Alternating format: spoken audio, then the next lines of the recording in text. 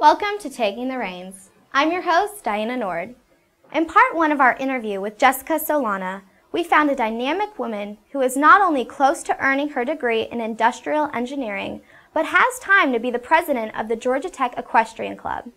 In part two, Jessica discusses what it takes to be successful in horse shows across the country and what the physical and mental demands of her sport require for success. So is riding something that you want to continue out of college? Yes. I have always told all of my friends, my family, everybody that when I have kids, I'm going to have a horse for every kid that I have. Because my dad had horses when he was a kid, and I think that's what really got me into it initially. Mm-hmm. But he would always tell me about how much responsibility it taught him.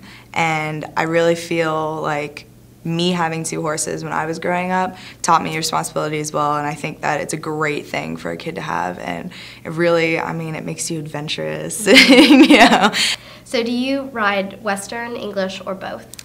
Well, I started off riding English in high school and competing English and jumping. And I would ride Western every now and then. But when I came to college, I couldn't find rides out to the English barn. Mm-hmm. So the only girl whose schedule fit mine was the previous president, Christy. And so she would take me out to the Western barn. So I just had never really ridden Western, mm-hmm. like for real before. So I started riding Western when I was a freshman, and now I compete solely Western. So, and I love it. I mean, I miss jumping, but at the same time, Western is just, it's so much more fun to me. Mm-hmm. And it's more relaxing and, I don't know, just natural, I guess. Yeah. You're doing well, yeah. So I guess you're meant to be. Yeah, as seen by my Western boots and hat. Can you tell us the difference between Western and English? The biggest differences, first of all, is the actual equipment you use to ride. English saddles are very small because you jump, and Western saddles are very big, you know, like in the big Western movies and everything. They have the big horn and cowboy boots and whatnot. Because you don't jump with Western, you do a lot of barrel racing as Western, so you're doing a lot of fast turns, so you want to have that support just in case. Mm-hmm. But besides just the equipment and how you dress when you ride, it's also very different style-wise. So English, you post, which means that when the horse is trotting, you go up and down, up and down. But in Western, you sit, you ride with the horse, slow and relaxed, you know. So just the style of riding is different. And finally, some people always ask me if Western or English is harder, but I think that English is sometimes more physically difficult, but Western, I think, can be sometimes more mentally difficult because you have to do patterns and you're constantly paying attention to what the horse is doing. Mm-hmm. Whereas sometimes in English, if you get a good horse, you go on a jump course, you just point in them direction to jump and they'll go perfectly. You don't really have to do much. I mean, of course, it depends on the horse, but English is definitely a little more physically challenging. Can you tell us about the rules of riding competition? They focus a lot on not only what you look like while you're riding, but also what the horse is doing. So some competitions, they only look at the horse, or sometimes just they only look at you. Mm-hmm. But IHSA really focuses on both. So when you get out there, you not only have to pay attention to how you're looking on the horse, but you have to focus on every little thing that the horse is doing. And if the horse is doing what they're supposed to, then it's easy for you to keep your body position. So, but IHSA, one of the biggest differences in competing with IHSA is that when you go to a show, the school that hosts the show provides the horses, and you get a horse drawn out of a hat that you've most likely never ridden before. Yeah. Whereas with, local shows, you're taking your own horse. You're riding horses, you know. But if you haven't ridden IHSA, especially if you're just starting out, you're going to get horses you have no idea. All you have is a little sheet that says, this is the horse, this is what it looks like, and here's maybe 2 words that describe it. So it's very difficult because you have to get on this 2,000-pound animal and decide immediately how it's going to act and react to you. So it just adds a little wild card, I guess, into competing, which I think is fun. But yeah, it takes some people by surprise that have never done it before. How is a winner determined in a riding competition? It's actually kind of interesting because everyone, so in Western, everyone goes into the arena at one time, and there's one judge who stands in the center, and they tell you walk, trot, canter, do whatever, and you have to do it. And the judge sits there and watches. But there can sometimes be up to 11 to 12 people in the arena at one time.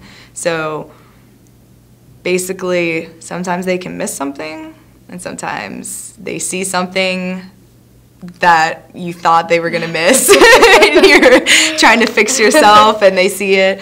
But so that one judge is the person who decides, and like I said, they base it off of your body posture, your transitions, and what the horse is doing. And a lot of judges focus on your control of the horse. So even if you look perfect, if your horse seems out of control, then you won't place, because they want to know that you are confident and strong enough to control the horse. And then at the end of them judging and telling you what to do, it probably lasts about, I would say, 5 to 7 minutes for each ride. They tell you to line up in the middle, and then they call out your number that you have on your back and your name, and first through 6th places, everyone else gets to leave. So when you guys go to these schools to compete, are you competing against different colleges? Yes, they're all colleges. And IEA is the high school version, where you go, you get a random horse, whatnot. IHSA is the college version. They also have an alumni division, and Georgia Tech, of our whole division in the Southeast, we have the most alumni of all of the schools. Wow. So it's great.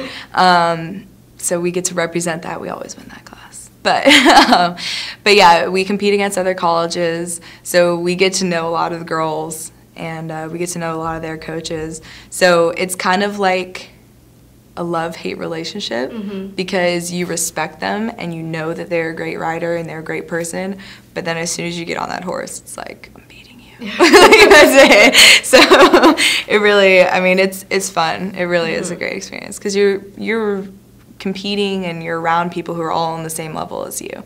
Even from beginners all the way up to advanced, you still have so much in common. You're still going to college, you're trying to work, you're trying to make money and ride all at the same time. So it's really fun. I really enjoy it. So can you tell us about the ribbons that you guys receive while riding? We get 1st through 6th place, and sometimes schools will hand out a 7th place and they call it reserve. But you don't get any points, but you still get a ribbon. So basically, after you get your ribbon as you're leaving, so you always put it on your belt or whatnot. To show it off. And we usually keep our ribbons on the whole show, just because they show that you've won. In a class of 11 people, getting 1st place is a really big deal. So especially when you're competing against schools who have equestrian programs on campus, and they're riding 3 to 5 times a week, and we're riding maybe once a week mostly. So it's really great. But the ribbons, we have 1st, 2nd, 3rd, 4th, 5th, 6th. What advice do you have for people who are riding horses for the first time or looking to get into equestrian?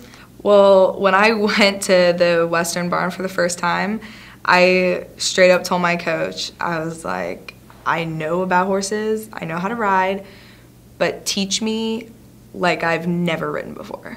Because I wanted to start from new, because I knew how different it was, and I knew how different it felt when you rode. So I straight up told her, I mean, teach me like you teach one of your little beginner girls, because that's what I am. And so I think that really helped me, and it helped me progress faster because I was able to take my knowledge of horses and apply it to a new discipline that I had never done before. Jessica Solana is the definition of what a strong woman leaving a legacy here at Georgia Tech is all about. Her work inside the classroom as well as outside proves that students here can be successful in many endeavors. We thank Jessica for spending time with us to talk about her life at Georgia Tech. Until next time, I'm Diana Nord. Thanks for watching Taking the Reins.